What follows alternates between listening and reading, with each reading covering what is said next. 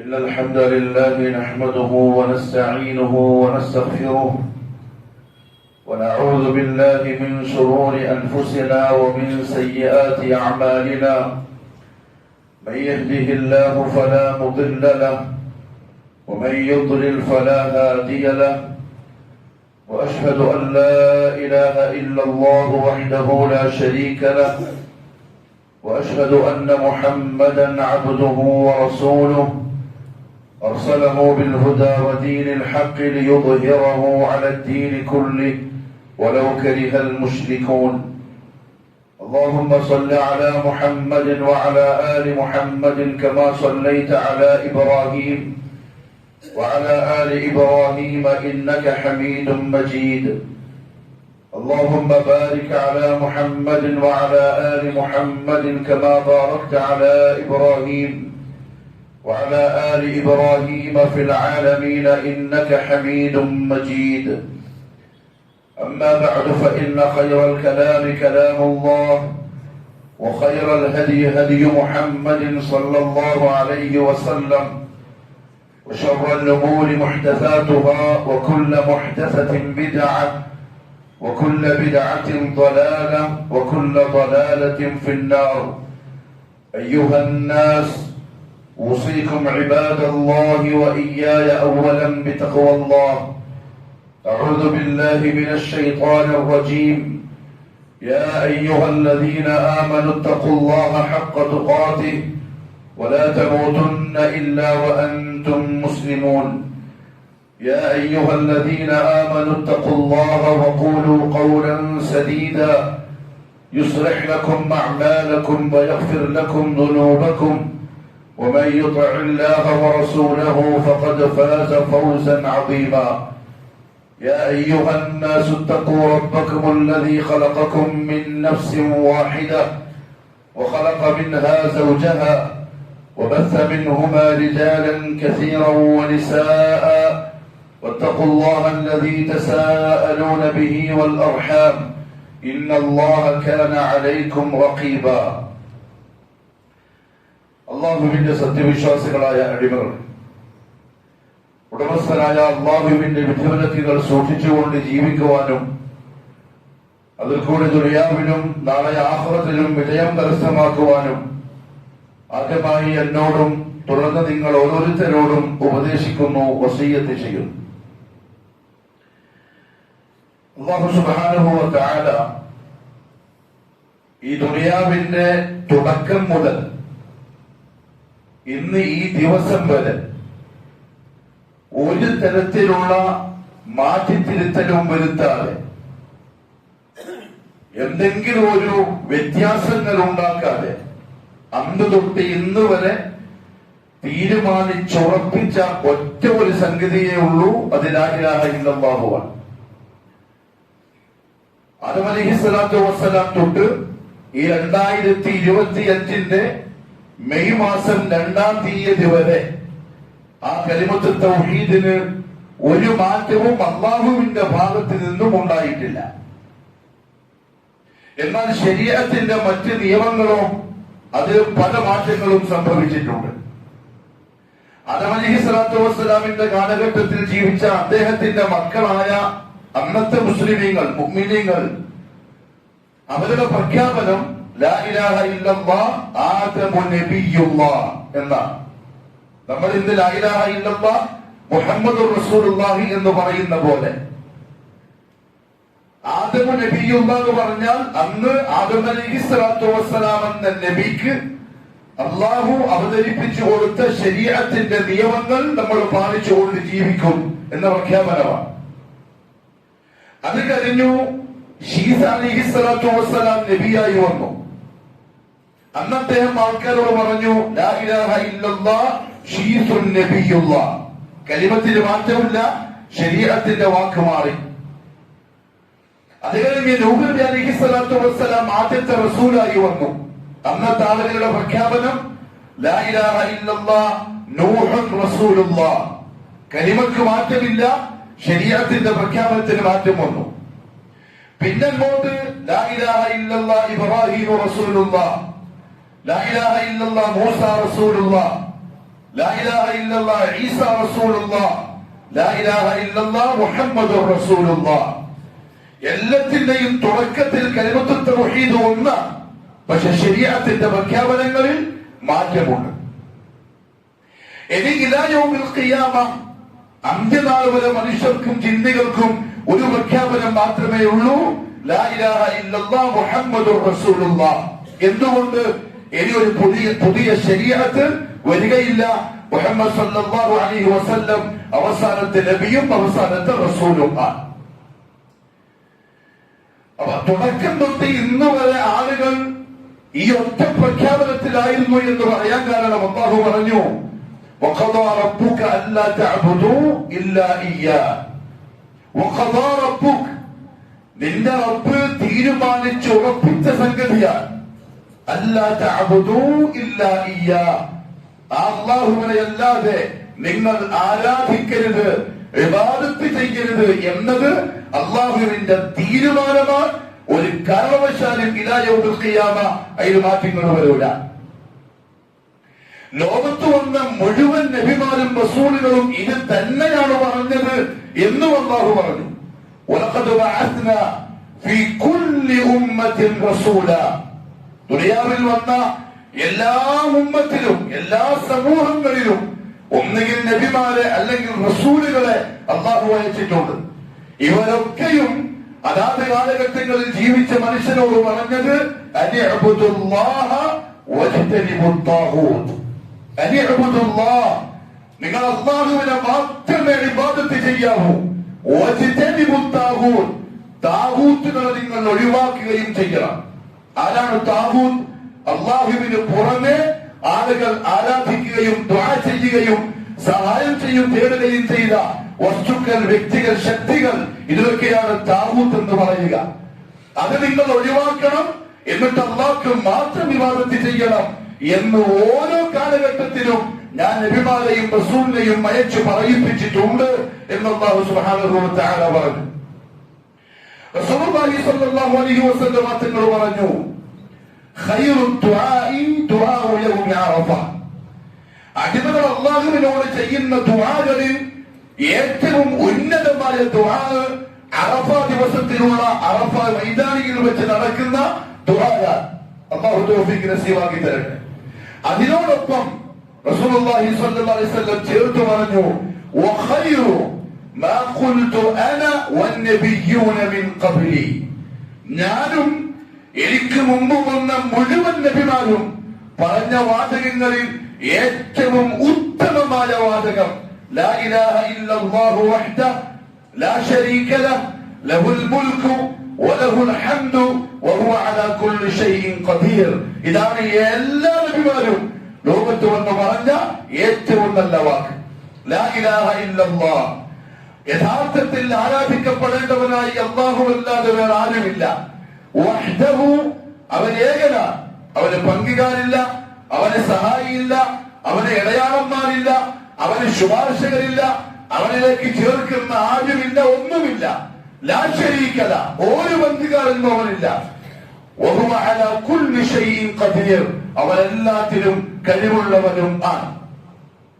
എന്തെങ്കിലും ന്യൂനതയുണ്ടെങ്കിലല്ലേ വേറൊരാളെ ചേർക്കേണ്ട കാര്യമുള്ളൂ. എന്തെങ്കിലും അല്ലാഹുക്ക് കഴിയാത്തതുണ്ടെങ്കിലല്ലേ അത് കഴിയുന്ന വേറെ ഒരു സഹായിയെ കൊടുക്കേണ്ട കാര്യമുള്ളൂ. അല്ലാഹുവിന് സാധിക്കാത്ത എന്തെങ്കിലും കാര്യമുണ്ടെങ്കിലല്ലേ അത് സാധിപ്പിക്കാനായി ഒരാൾ അല്ലാഹുവിന് പങ്കു ചേർത്ത് കൊടുക്കേണ്ടതുള്ളൂ. അതിന്റെ ആവശ്യമില്ല. വഹുവ അലാ കുല്ലി ഷൈഇൻ ഖദീർ.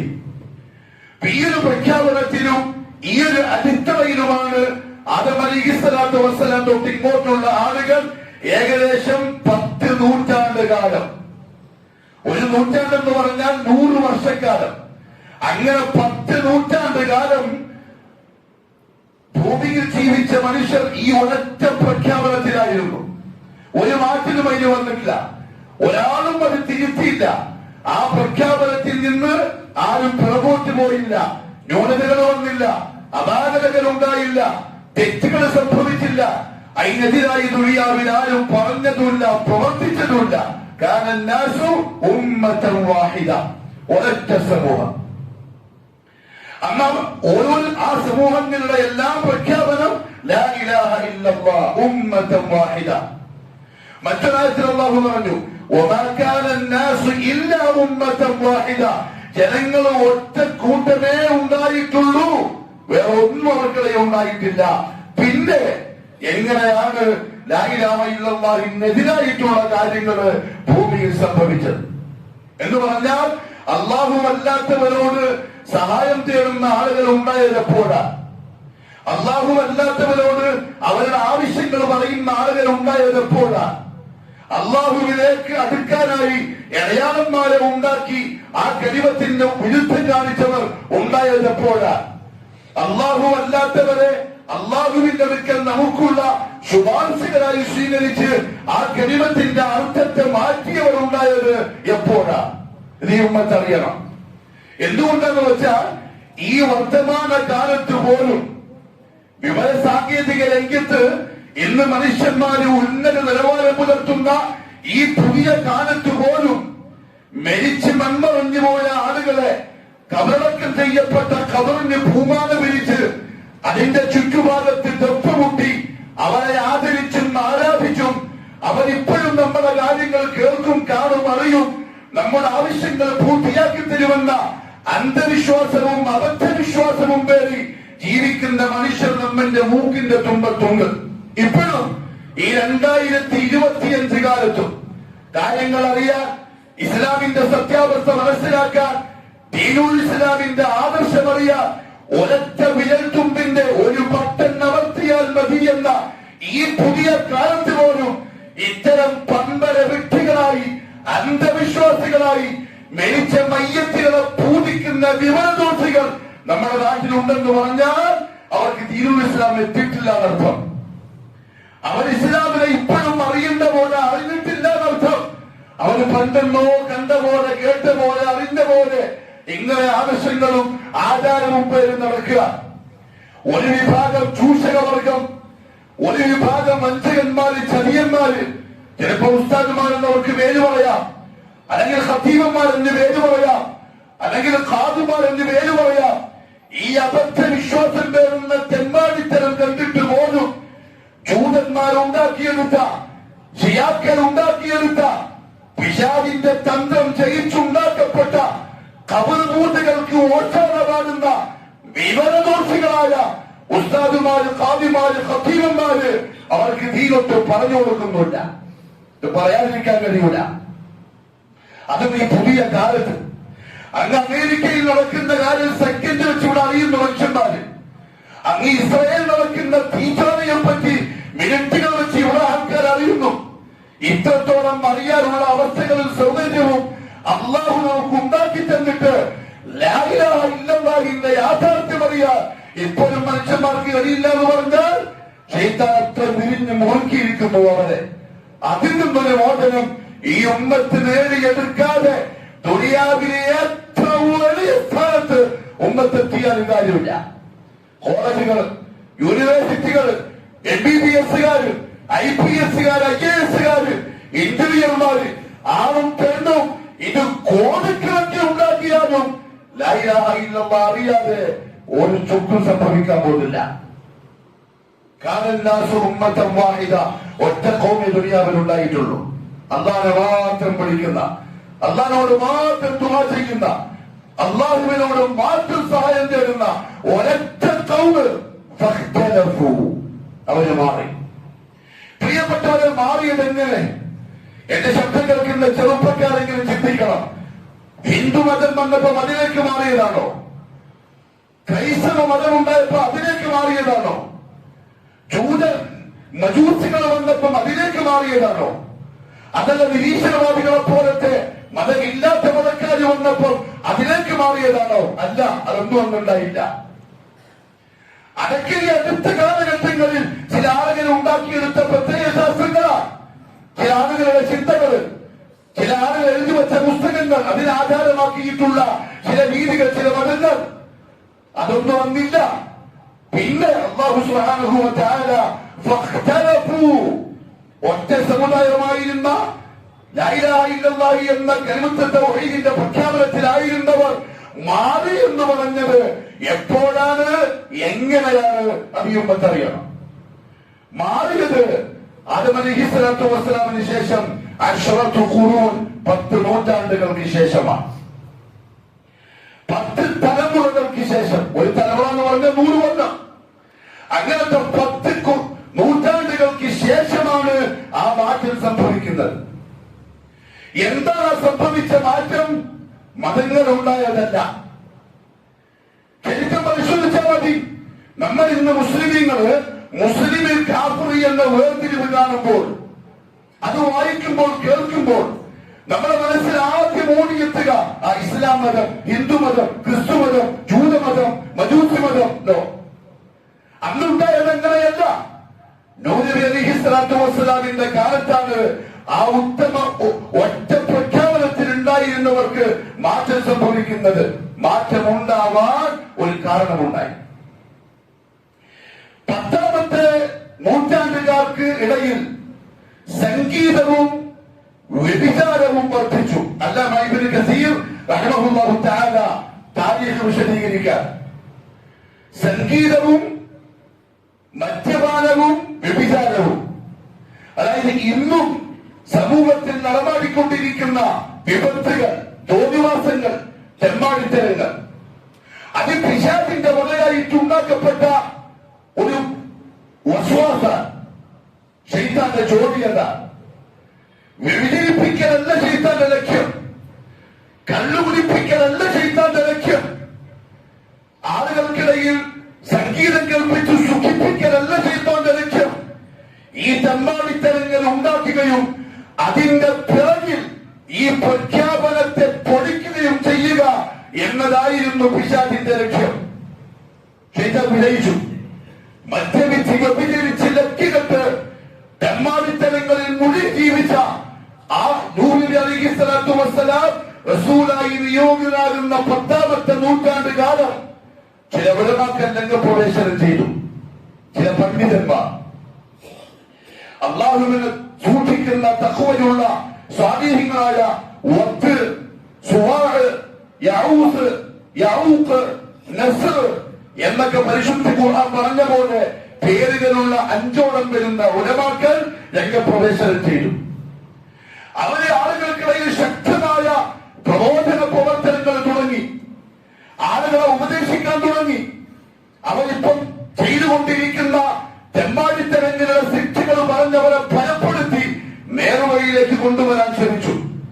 അവരുടെ ഉപദേശം, അവരുടെ നസീഹത്ത് ആളുകളുടെ കൽബിൽ കൊണ്ടു. അവർ പതുക്കെ മാറാൻ തുടങ്ങി. മദ്യപാനം ഒഴിവാക്കി, വ്യഭിചാരം ഒഴിവാക്കി, വൃത്തികേടുകളും തോന്നിവാസങ്ങളും ഒഴിവാക്കി അവർ സാലിഹീങ്ങളായി ജീവിക്കാൻ തുടങ്ങി. സ്വാഭാവികമായും അവരെ ഉപദേശിച്ച് നേർവഴി കാണിച്ച് നേർവഴിക്ക് നടത്തിയ ഉലമാക്കളോട്, ഈ സാലിഹീങ്ങളായ മനുഷ്യന്മാരോട് അവരുടെ മനസ്സിൽ സ്വാഭാവിക മഹബത്തുണ്ടായി, സ്നേഹം. നമ്മളെ നന്നാക്കിയവർ, നമുക്ക് വഴി കാണിച്ചവർ ഉണ്ടാകാവുന്ന സ്നേഹം. പക്ഷെ ശൈത്താൻ കരുതിയിരിക്കുകയായിരുന്നു.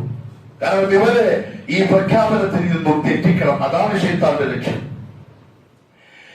ലാ ഇലാഹ ഇല്ലല്ലാഹ് തിരിച്ചറിയാതെ കണ്ണുകുടി ഒഴിവാക്കിയിട്ട് കാര്യമില്ല. ലാ ഇലാഹ ഇല്ലല്ലാഹ് തിരിച്ചറിയാതെ വ്യഭിചരിക്കാതിരുന്നിട്ട് കാര്യമില്ല. ലാ ഇലാഹ ഇല്ലല്ലാഹ് തിരിച്ചറിയാതെ തെമ്മാടിത്തരങ്ങളിൽ നിന്നും ഒഴിവായി നിന്നിട്ട് അവന് ഒന്നും നേടാനില്ല. അവൻ അപ്പോഴും വ്യക്തമാണില്ല. അത് ശൈത്താൻ അറിയാം. അവരുടെ ശൈത്താന്റെ ലക്ഷ്യം കലിമത്തിനെ പൊളിക്കലാണ്. അതിനൊരു വഴിയായിട്ട് ആദ്യം വീട് കിട്ടിയത് ഉലമാക്കളോടുള്ള ഈ സമൂഹത്തിന്റെ മുഹബ്ബത്താണ്. അതിന് ശൈത്താൻ ഉപയോഗപ്പെടുത്തി. അതെങ്ങനെയാണെന്നറിയോ? ഈ പറയപ്പെട്ട ഉലമാക്കൾ മരിച്ചു. ശരിക്ക് വന്ന വഴി മനസ്സിലാക്കണേ. അപ്പൊ മടിക്കേരിയിലുള്ള ജാറത്തിന്റെ കഥയും നിങ്ങൾക്ക് മനസ്സിലാവും. ഉറൂസിന്റെ പ്രവർത്തനവും നിങ്ങൾക്ക് മനസ്സിലാവും. ഇത് ഈ മിമ്പർ അല്ലാതെ ഈ നാട്ടിലെ വേറെ ഒരു മിമ്പറും നിങ്ങൾക്ക് പറഞ്ഞു തരില്ല. അതുകൊണ്ടായി പറയുന്നത്. മുഹബ്ബത്തിനെ പിശാചിന് വടിയാക്കി. ഈ 5 ഉലമാക്കളും മരിച്ചു കഴിഞ്ഞപ്പോ ശൈത്താൻ ഒരു മനുഷ്യന്റെ കോലത്തിൽ അവർക്കിടയിലേക്ക് വന്നു. എന്നിട്ട് പറഞ്ഞു, നിങ്ങൾ എത്ര വലിയ ചതിയന്മാരാണ്, നിങ്ങൾ ഇത്ര മോശക്കാരായല്ലോ. നിങ്ങൾക്ക് നേർവഴി പറഞ്ഞു തന്ന് നിങ്ങൾ പിഴച്ചു പോയപ്പോ നിങ്ങളെ ഇസ്ലാമിലേക്ക് തിരിച്ചു കൊണ്ടുവന്ന മഹത്തുക്കളായ ആ ഉലമാക്കളോട് നിങ്ങൾക്ക് ഉണ്ടെന്ന് പറയുന്ന സ്നേഹം വെറുതെയാണല്ലോ. സ്നേഹം സത്യമാണെങ്കിൽ അടുത്ത തലമുറയ്ക്ക് നിങ്ങൾ ഇവരെ പരിചയപ്പെടുത്തി കൊടുക്കണ്ടേ? നിങ്ങളെ ഉപദേശിച്ചവരാണ്, ഇവരെ മഹാന്മാരാണ്, നിങ്ങൾക്ക് നേർവഴി കാണിച്ചവരാണ് എന്ന് നിങ്ങളെ മക്കൾ അറിയണ്ടേ? നിങ്ങൾ എന്തെങ്കിലും ഒന്ന് ചെയ്തു വെക്കണ്ടേ? സ്വാഭാവിക ചോദ്യം. അപ്പൊ അവര് വിചാരിച്ച് ശരിയാ, നമ്മുടെ മക്കളും ഈ ഔലിയാക്കളെ മനസ്സിലാക്കണം, ഇവരുടെ പിതാക്കന്മാരെ നേർവഴിക്ക് വിളിച്ച പണ്ഡിതന്മാരാണ് ഇവർ എന്ന് മക്കൾ അറിയണം. അതിനവരെന്താ ചെയ്തെന്നറിയോ?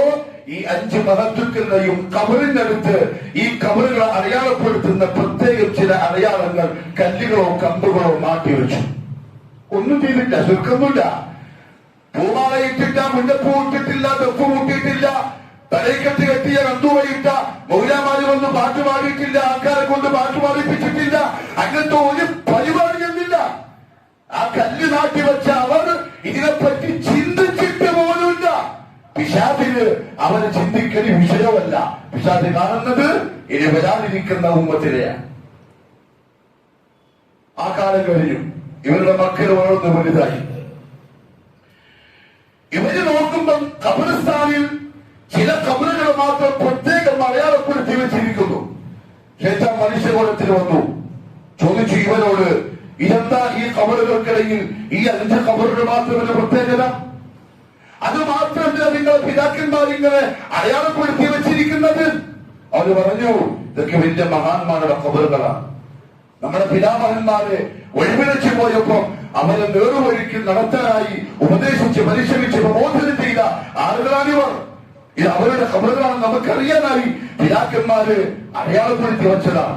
ശൈത്താൻ ചോദിച്ചു അവരോട്, കാലക്രമേണ ഈ അടയാളങ്ങൾ മാഞ്ഞു പോകൂലേ? കാറ്റ് വരും, മണ്ണിടിഞ്ഞു വരും, കല്ലുകൾ മണ്ണിനടിയിലാവും, നാട്ടിവച്ച ചെടികൾ മരങ്ങൾ ഇല്ലാതെയാവും. അപ്പൊ പിന്നെ നിങ്ങളുടെ മക്കൾക്ക് നിങ്ങളുടെ ഉപ്പമാർ ആദരിച്ച ഔലിയാക്കളെ ഈ മഹത്വങ്ങളെ തിരിച്ചറിയാൻ പറ്റുമോ? അതിന് പ്രത്യേകിച്ച് നിങ്ങൾ എന്തെങ്കിലും ചെയ്യണ്ടേ? അവര് ചിന്തിച്ചു, ശരിയാ, നമ്മുടെ പിതാക്കന്മാർ ആദരിച്ച ഈ ഉലമാക്കളെ നമ്മുടെ മക്കളും അറിയേണ്ടതല്ലേ? അതിനിപ്പോ എന്താണ് വഴി? ശൈത്താൻ പറഞ്ഞു കൊടുത്തു, വഴിയൊന്നുമില്ല. നിങ്ങള് ഈ നാട്ടിവച്ച ഖബറിൽ കിടന്ന ആളുകളുടെ ചിത്രങ്ങള് വരച്ചു വെച്ചാൽ മതി, ഇവർക്ക് അറിയിച്ചു കൊടുക്കാൻ. കണ്ടവരുണ്ടാവുമല്ലോ, അത് പറഞ്ഞു കൊടുത്താൽ കല്ലുകളിൽ ഒരു കുത്തി ചിത്രങ്ങൾ ഉണ്ടാക്കി തരും. അവർ വിചാരിച്ച് ശരിയാ, ചിത്രങ്ങൾ കുത്തിവെച്ചാൽ അത് കാലഹരണപ്പെട്ടു പോകൂല, നഷ്ടപ്പെട്ടു പോകൂല. ഈ ഔലിയാക്കൾ ആൾക്കാർ ഓർത്തോളും.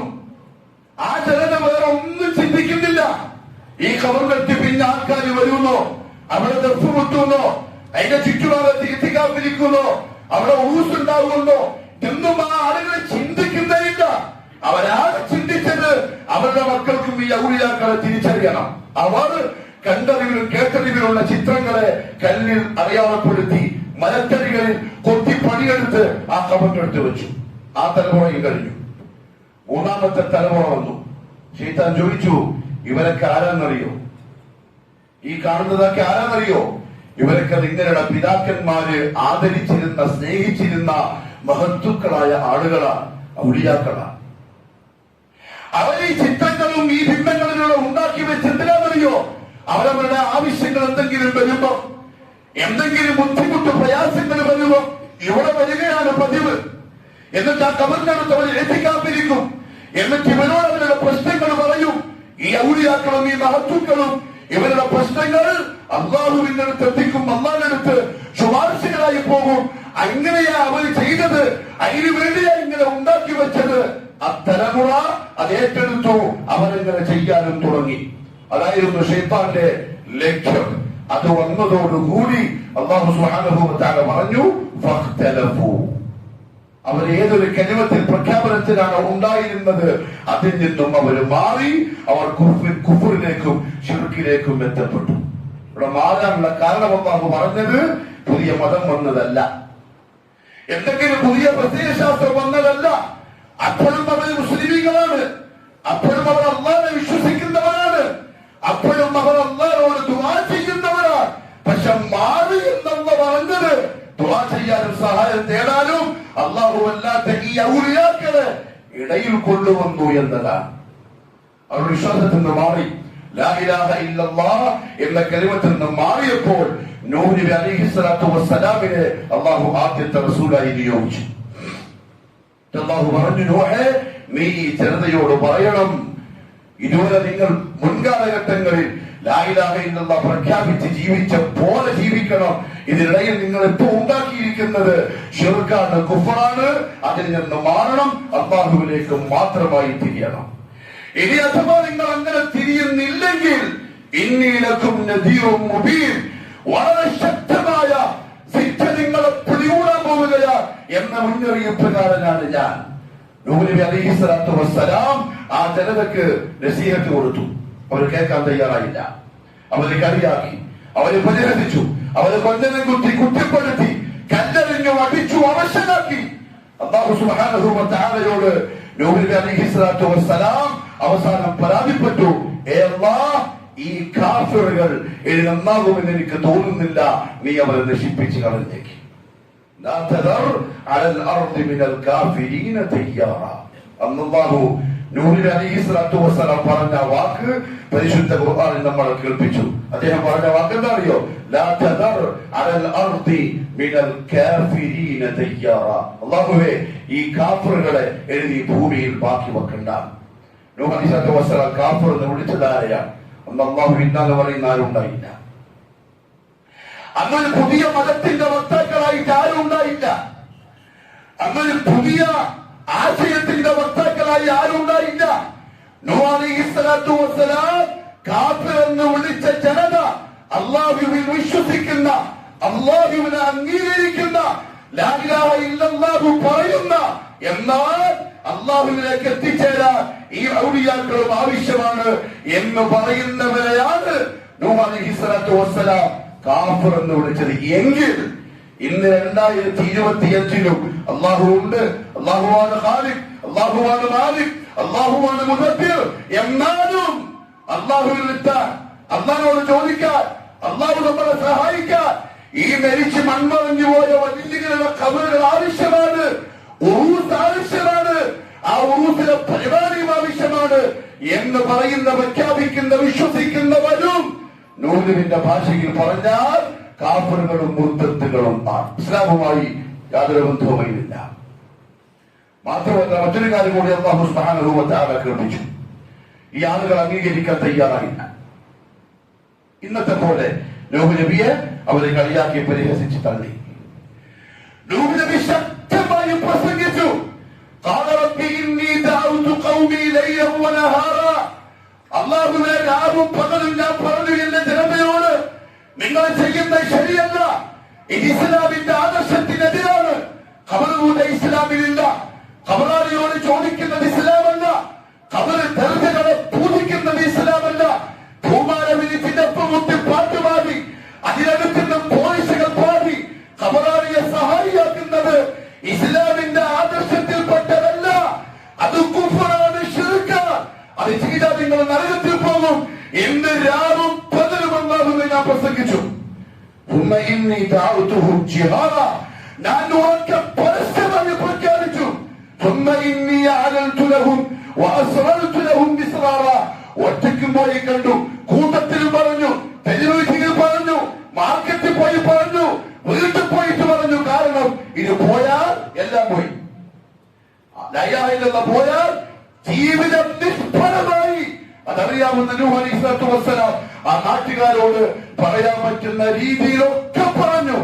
അവർ പറഞ്ഞു, ലാ തദറുന്ന വദ്ദൻ വലാ സുവാഅ വലാ യഗൂസ വയഊക വനസ്റാ.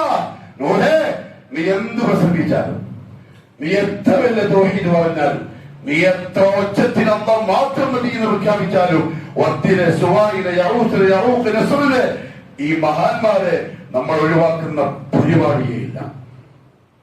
അല്ലാഹു സുബ്ഹാനഹു വ തആല പറഞ്ഞു, നൂഹേ, ഇവരുടെ ഈ പറയുന്നത് പറഞ്ഞു, നീ എന്റെ വഹ്ദാനിയത്ത് പ്രസംഗിച്ചു, ശ്രദ്ധിച്ചു പരിപാലിക്കുന്ന അല്ലാഹ് മാത്രം മതി, അതിന്റെ ഇടയിൽ ആരും വേണ്ട, ഇതാണ് അമ്പിയാക്കളുടെ മുഴുവൻ പ്രഖ്യാപനം എന്ന് നീ പ്രസംഗിച്ച് അവർക്ക് മനസ്സിലാക്കി കൊടുത്തു.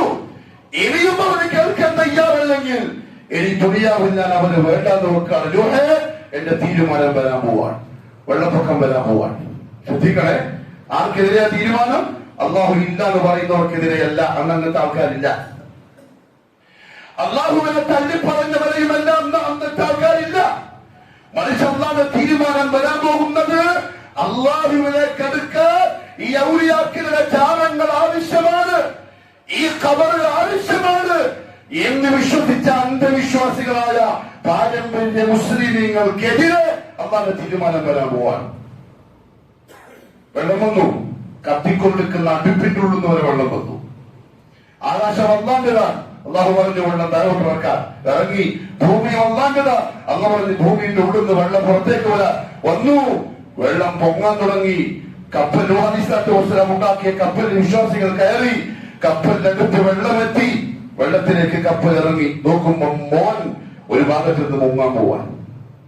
നൂഹ് നബിയുടെ മകൻ. എന്താ മകന്റെ വിശ്വാസം? ചരിത്രത്തിൽ താരീഖിൽ എവിടെയും ആ മകൻ അള്ളാഹുവിനെ നിഷേധിച്ചതായിട്ട് തെളിയിക്കാൻ പറ്റൂല. അള്ളാഹ് ഇല്ലാന്ന് പറഞ്ഞില്ല. നൂഹ് നബിയുടെ മോൻ ഹിന്ദു അല്ല, നൂഹ് നബിയുടെ മോൻ ക്രിസ്ത്യാനിയല്ല, നൂഹ് നബിയുടെ മോൻ മജൂസിയല്ല, നൂഹ് നബിയുടെ മോൻ വേറെ ഒരു മതക്കാരനുമല്ല. കാരണം ആ മതങ്ങളൊന്നും വന്നില്ല. നൂഹ് നബിയുടെ ആ മകന്റെ വിശ്വാസം അള്ളാഹു ഖാലിഖാണ്, അള്ളാഹു മാലിക്കാണ്, അള്ളാഹു മുദബ്ബിറാണ്.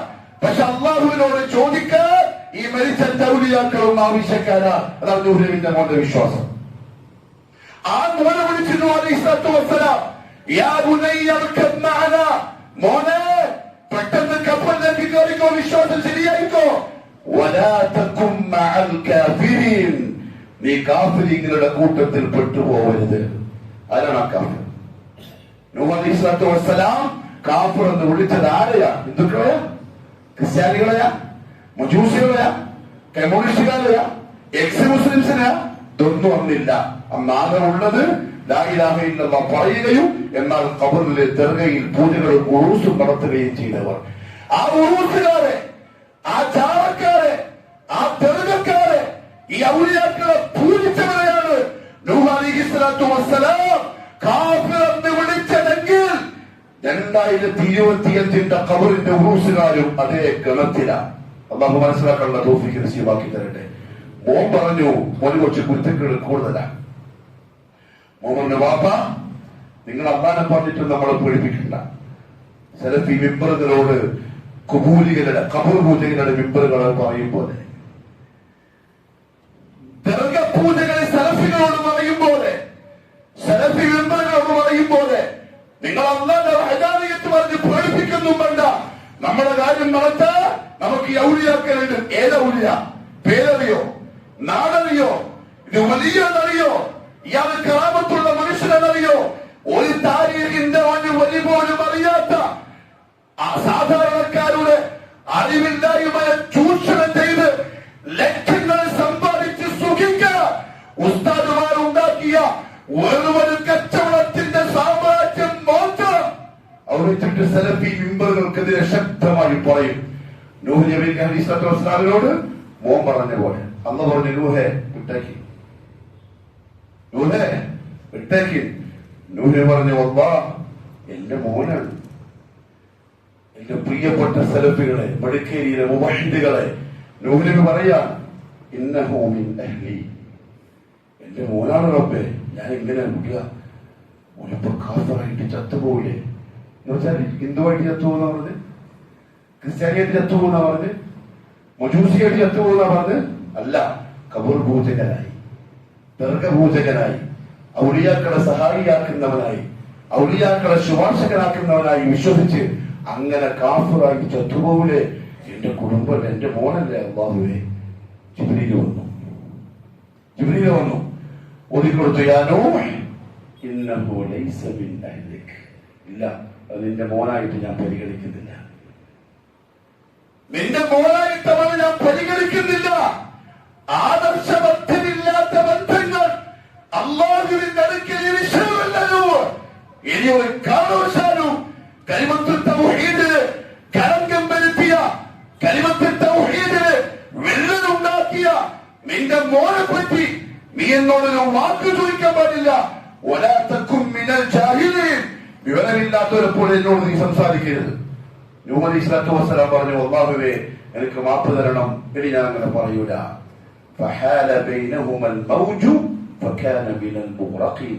നൂഹ് നബിയുടെ മകൻ ഒരു വലിയ തിരുമാറയിൽപ്പെട്ട് മുങ്ങി നശിച്ചവരുടെ കൂട്ടത്തിൽ മുങ്ങി ചത്തു. കാഫറായ മോൻ എങ്ങനെ കാഫറായി? മരിച്ച വൗലിയാക്കളുടെ ജാറത്തിന് പൂമായിട്ട് അതിൻ്റെ അടുത്ത് ദഫ് മുട്ടി മൈക്ക് വെച്ച് കന്തൂറയിട്ട് തലക്കെട്ടം കെട്ടി ആ കബറാളിയെ പറ്റി ഇല്ലാത്ത കാര്യങ്ങൾ കള്ളക്കഥയും പ്രചരിപ്പിച്ച് അതിനെ പൂരിച്ച കൊണ്ട് കാഫറായിട്ട് ചത്തു. അതാണ് ഇന്നും മടിക്കേരിയിൽ നടക്കുന്നത്, പരിസര നാടുകളിൽ നടക്കുന്നത്. അതുകൊണ്ട് എന്റെ പ്രിയപ്പെട്ടവരെ, ഉമ്മത്തൻ വാഹിദ, ഒരൊറ്റ സമുദായം. ഏതിൽ? ലാ ഇലാഹ ഇല്ലല്ലാഹു വഹ്ദ ലാ ശരീക ലഹു. ഒന്നുകൂടെ അല്ലാഹു സുബ്ഹാനഹു വ തആല സൂറത്തുൽ വാഖിഅയിൽ ചില ചോദ്യങ്ങൾ ചോദിച്ചു. അതായത് ഈ മരിച്ചു മൺപറഞ്ഞു പോയ ഔലിയാക്കളെ, മഹത്തുക്കളെ നിങ്ങൾ എനിക്ക് പങ്കാളിയാക്കുന്നു എന്ന് പറഞ്ഞാൽ എന്റെ സഹായികളാക്കുന്നു. അവരോട് ചോദിച്ചാൽ മതി, അവര് കേൾക്കും, അവരറിയും, അവർ നിങ്ങൾ ആവശ്യങ്ങൾ പൂർത്തിയാക്കി തരും എന്നാണ് നിങ്ങൾ വിചാരിക്കുന്നതെങ്കിൽ അള്ളാഹുവിന്റെയും മഖ്ലൂഖിന്റെയും ഇടയിലുള്ള വ്യത്യാസം എന്ത് എന്നാണ് നിങ്ങളുടെ വിശ്വാസം? എന്താണ് വ്യത്യാസം? അല്ലാഹു സുബ്ഹാനഹു വ തആല പരിശുദ്ധ ഖുർആൻ അവരെ സംബന്ധിച്ച് പറഞ്ഞു, ലൈസ കമിസ്ലിഹി ഷൈഉൻ. അല്ലാഹുവിനെ പോലെ ആരുമില്ല എന്ന് പറഞ്ഞാൽ അല്ലാഹുവിനെ പോലെ കാണുന്ന ആരുമില്ല, അല്ലാഹുവിനെ പോലെ കേൾക്കുന്ന ആരുമില്ല, അല്ലാഹുവിനെ പോലെ അറിയുന്ന ആരുമില്ല, അല്ലാഹുവിനെ പോലെ നിരീക്ഷിക്കുന്ന ആരുമില്ല. ഇതാണ് മുസ്ലിമീങ്ങളുടെ, മുഅ്മിനീങ്ങളുടെ വിശ്വാസം. മടിക്കേരി പള്ളിയിൽ ഇരിക്കുന്ന ഇത്രയും ആളുകൾ നമ്മളെല്ലാവരും കൂടെ അല്ലാഹുവിനോട് ഒരൊറ്റ സമയത്ത് നമ്മൾ വ്യത്യസ്ത വിഷയങ്ങൾ ഒരേ വാക്കിൽ അല്ലാഹുവിനോട് ചോദിച്ചാലും ഓരോരുത്തരുടെ ശബ്ദങ്ങളും അല്ലാഹു വേർതിരിച്ച് കേൾക്കും. ഓരോരുത്തരും ചോദിച്ച ചോദ്യങ്ങൾ വേർതിരിച്ച് അല്ലാഹു അറിയും. ഓരോരുത്തർക്കും അവനവൻ ചോദിച്ച അല്ലാഹു തരും. അത് അല്ലാഹുവിന്റെ കേൾവി.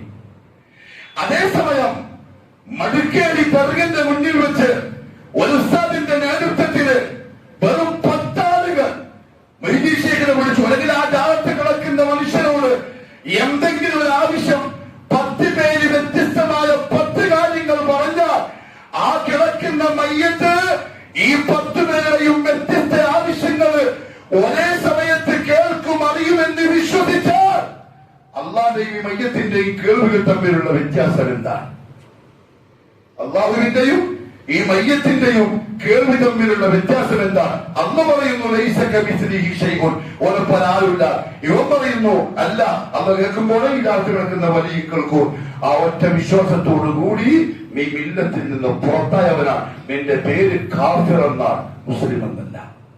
അള്ളാഹു മനസ്സിലാക്കാനുള്ള തൗഫീഖ് നസീബാക്കി തരട്ടെ. വിഷയം നിസ്സാരമല്ല പ്രിയപ്പെട്ടവരെ. അഖീദ, ആദർശം. ശരി, റസൂലുള്ളാഹി സ്വല്ലല്ലാഹു അലൈഹി വസല്ലമ തങ്ങളടുത്ത് ഒരു സഹാബി വന്നു. ഇത് പറഞ്ഞു, മാഷാ അല്ലാഹു വശിത്ത, മാഷാ അല്ലാഹു വശിത്ത, അല്ലാഹു നിങ്ങളും ഉദ്ദേശിച്ച പോലെ. അല്ലാഹുവും നിങ്ങളും ഉദ്ദേശിച്ച പോലെ. റസൂലാണ് മുഹമ്മദ് റസൂലുള്ളാഹ്. അർശിന്റെ അടുത്ത് പോയ ആളാണ്, അല്ലാഹുവോട് നേർക്കുനേരെ സംസാരിച്ച ആളാണ്. മടക്കേരിയിലെ ജാലത്തിന്റെ ഉള്ളിൽ കിടക്കുന്ന വചനം പോലെ അല്ല അത്. മുഹമ്മദ് റസൂലുള്ളാഹ് സ്വല്ലല്ലാഹു അലൈഹി വസല്ലം. ആ നബിയോട് ഈ സഹാബി പറഞ്ഞത് മാഷാ അല്ലാഹു വശിത്ത, നിങ്ങളും അല്ലാഹുവും ഉദ്ദേശിച്ച പോലെ. ആ പ്രിയപ്പെട്ട പ്രവാചകൻ മുഹമ്മദ് സല്ലല്ലാഹു അലൈഹി വസല്ലം തിരിച്ചു ചോദിച്ചു, അജഅൽതനി ലില്ലാഹി നിദ്ദൻ, അജഅൽതനി ലില്ലാഹി നിദ്ദൻ, നീ എന്നെ അല്ലാഹുവിന് പകരക്കാരനാക്കുകയാണോ? അല്ലാഹുവിൻ ഞാൻ ഉദ്ദേശിച്ച പോലെ പറയരുത്, ഞാൻ അല്ലാഹുവിനെ പോലെയാവൂല. മാഷാ അല്ലാഹു സുമ്മ ശിഅത എന്നേ പറയാവൂ. വാക്കിൽ വരെ ശ്രദ്ധിച്ചോളണം. അപ്പോഴാണ് ഉലമാകൾ പ്രസംഗിക്കുന്നത്. ഇതിനുള്ളിൽ കിടക്കുന്ന നമ്മളെ കേൾക്കും, കാണും, അറിയും, നമ്മുടെ ആവശ്യങ്ങളെ പൂർത്തിയാക്കി തരും, നമുക്ക് രോഗങ്ങൾ മാറ്റിത്തരും, നമുക്ക് അങ്ങനാക്കി തരും, ഇങ്ങനാക്കി തരും.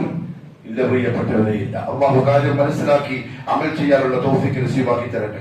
റസൂലുള്ളാഹി സ്വല്ലല്ലാഹു അലൈഹി വസല്ലം 13 കൊല്ലക്കാലം മക്കത്ത് വെച്ച് സഹാബാക്കളെ പഠിപ്പിച്ചത് ഈ ലാ ഇലാഹ ഇല്ലല്ലാഹ്. ഇതാ അല്ലാഹു വല്ലാത്ത ഒരുത്തന്റെ അടുത്തേക്കും പോകരുത്, അല്ലാഹു വല്ലാത്ത ഒരാളോട് ദുആ ചെയ്യരുത്, ആരോട് സഹായം തേടരുത്. അവനാണ് സൃഷ്ടിച്ചവൻ, അവനാണ് പരിപാലിക്കുന്നവൻ, അവനാണ് എല്ലാം തരുന്നവൻ, അവൻ എല്ലാത്തിനും കഴിവുള്ളവനാണ്. ഓനോട് മാത്രമേ ചോദിക്കാവൂ. ഓരല്ലാത്ത എന്തിലേക്ക് പോയാലും ആ കലിമത്തിന്റെ പ്രഖ്യാപനം പാളിപ്പോവും, അബദ്ധത്തിലായി പോവും, കുഫറിലായി ശിർക്കിലായി മരിക്കേണ്ടി വരും. അല്ലാഹു കാത്തിരക്ഷിക്കട്ടെ. അഖൂലു ഖൗലി ഹാദാ വഅസ്തഗ്ഫിറുല്ലാഹ അൽ-അലീമ ലീ വലക്കും വലിജമീഇൽ മുഅ്മിനീന ഫസ്തഗ്ഫിറൂ ഇന്നഹു ഹുവൽ ഗഫൂറുർ റഹീം.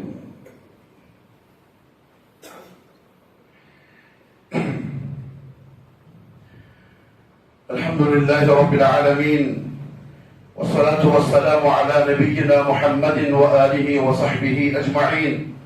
أما بعد فيا أيها الناس أوصيكم وإياي ثانيا بتقوى الله.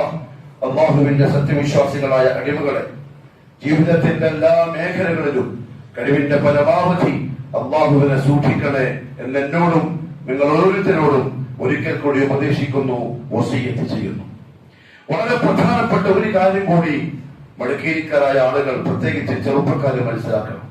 ചില ഉസ്താദുമാര്, ഞാൻ അങ്ങനെ തന്നെ പറയാൻ കാരണം എന്നാലും വ്യക്തമായിട്ട് മനസ്സിലാവുക, ചില ഖതീബന്മാര്, അതായത് ഈ ജാറങ്ങളിൽ തെറുകളിൽ പൂജകൾ ചെയ്യുന്ന, അതിനെ പ്രോത്സാഹിപ്പിക്കുന്ന, അത് ഇസ്ലാമാണ് എന്ന് തെറ്റിദ്ധരിപ്പിക്കുന്ന ചൂഷകന്മാരായ ചില ഉലമാര് മക്കത്തുള്ള ഖുറൈശി സമൂഹത്തിലെ കാഫിറുകളെ ഏതോ മതക്കാരായി ചിത്രീകരിക്കും.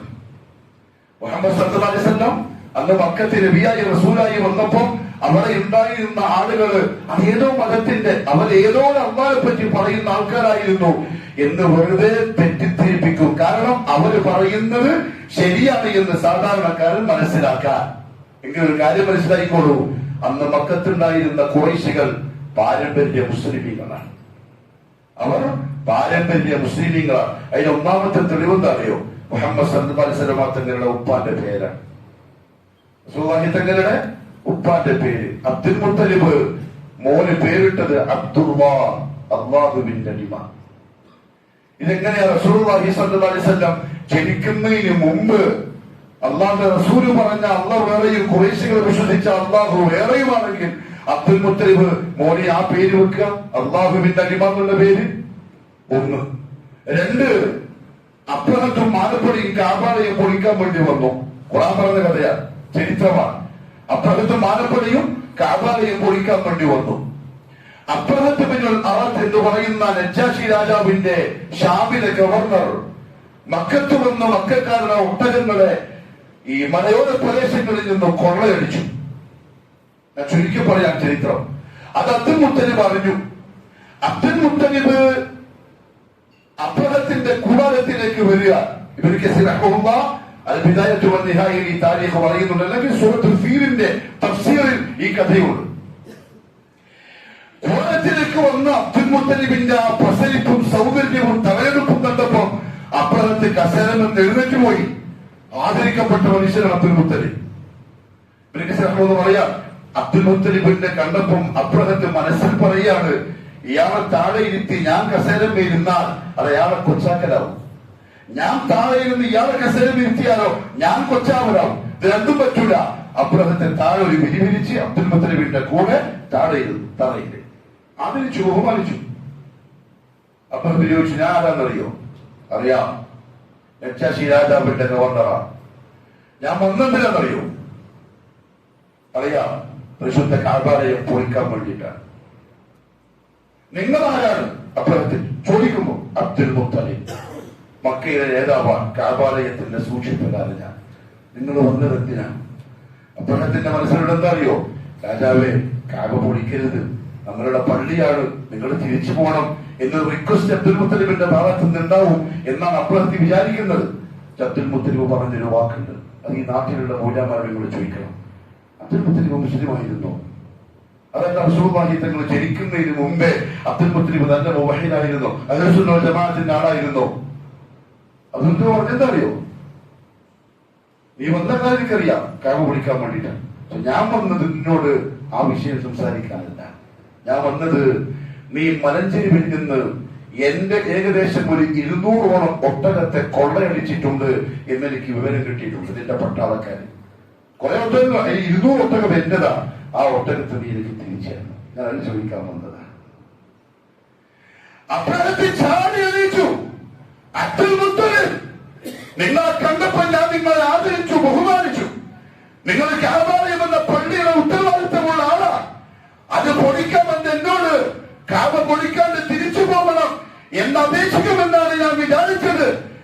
പള്ളി പൊളിക്കാമെന്ന് എന്നോട് 200 ഒട്ടകങ്ങൾ ചോദിച്ച് നിങ്ങൾ ഇത്ര താഴ്ന്നു പോയോ? അബ്ദുൽ മുത്തലിബ് ചിരിച്ചു. എന്നിട്ട് പറഞ്ഞു, ഇന്നലിൽ ബൈത്തി റബ്ബൻ സയംനഉ ഇന്നമാ അന റബ്ബുൽ ഇബ്ൻ. ഈ ഒട്ടകത്തിന്റെ മുതലാളി ഞാനാണ്. ഈ ഒട്ടകത്തിൽ നീ കൊണ്ടടിച്ച ഒട്ടകമില്ലേ, അതെന്റേതാണ്. അവിടെ ഞാൻ ചോദിച്ചത് ഇന്നലിൽ ബൈത്തി റബ്ബൻ, ഈ കഅബയില്ലേ അതിന്റെ ഒരു റബ്ബുണ്ട്. സയംനഉ, അതിന്റെ കാലവും നോക്കിക്കോളൂ. ആരാ റബ്ബ്? അബ്ദുൽ മുത്തലിബ് വന്ന് റസൂലിനെ ധരിക്കുന്നതിന് മുമ്പ് അദ്ദേഹത്തിനോട് കഅബാലയത്തിന്റെ റബ്ബുണ്ട് എന്ന് പറഞ്ഞ ആ റബ്ബ് ആരാണ്? എന്റെ പ്രിയപ്പെട്ട സമുദായമേ, لإيلاف قريش إيلافهم رحلة الشتاء والصيف فليعبدوا رب هذا البيت എന്ന് അല്ലാഹു പറഞ്ഞ ആ റബ്ബിനെ അബ്ദുൽ മുത്തലിബ് വിശ്വസിച്ചത്. പക്ഷെ എന്തുകൊണ്ടെന്നാണ് അല്ലാഹു അവരെ കാഫിർ എന്ന് വിളിച്ച്, മുശ്രിക്ക് എന്ന് വിളിച്ച്, അവരെ നരകത്തിലാന്ന് പറഞ്ഞ് അവർ ഔലിയാക്കളുടെ ജാറങ്ങളും ദർഗകളും ബിംബങ്ങളും ഉണ്ടാക്കി അള്ളാഹുവിനെ കടുക്കാൻ അവർ അടയാളന്മാരാണ്, നമ്മുടെ ശുപാർശകരാണ് എന്ന് വിശ്വസിച്ച ഒരൊറ്റ കാരണത്താൽ. അതുകൊണ്ട് സൂക്ഷിച്ചോളി. ആരും കൂടെ നാളെ ആഹ്റത്തിൽ ഉണ്ടാവില്ല, ഒരു മൂലാലും ഉണ്ടാവില്ല. സലഫി പള്ളിന്റെ മുമ്പ് നിൽക്കുന്ന സലഫി പള്ളിയിലെ ഹതീബും ഈ സലഫികളുടെ കൂട്ടത്തിൽ നാളെ ആഹ്റത്തിൽ ഉണ്ടാവില്ല.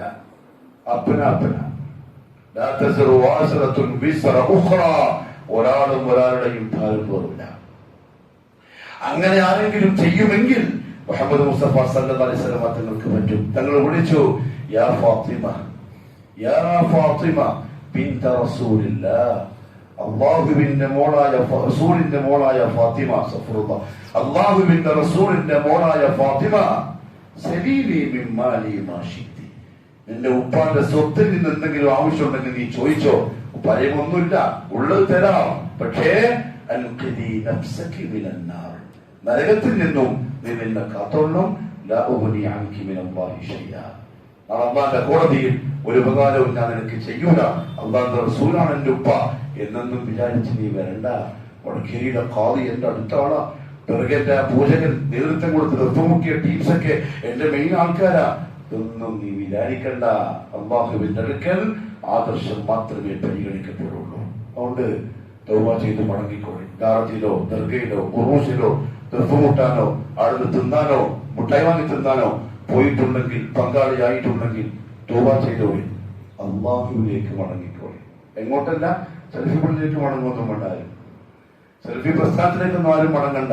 അനീബു ഇലാ റബ്ബിക്കും വഅസ്ലിമൂ ലഹു, നിന്റെ റബ്ബിന്റെ അടുത്തേക്ക് മടങ്ങിക്കോളി, ശിർക്കിൽ നിന്ന് തൗബ ചെയ്തോളി. കാരണം ഇന്നഹു മൻ യുശ്രിക് ബില്ലാഹ്, ആരെങ്കിലും ശിർക്ക് ചെയ്താൽ, ഈ പറഞ്ഞ പരിപാടി ചെയ്താൽ, നൂഹിന്റെ കാലത്ത് ചെയ്ത പോലെ, ഖുറൈശികൾ ചെയ്ത പോലെ, ഫഖദ് ഹറമ അല്ലാഹു അലൈഹിൽ ജന്ന, സ്വർഗ്ഗം മോനെ ഹറാമാണ്.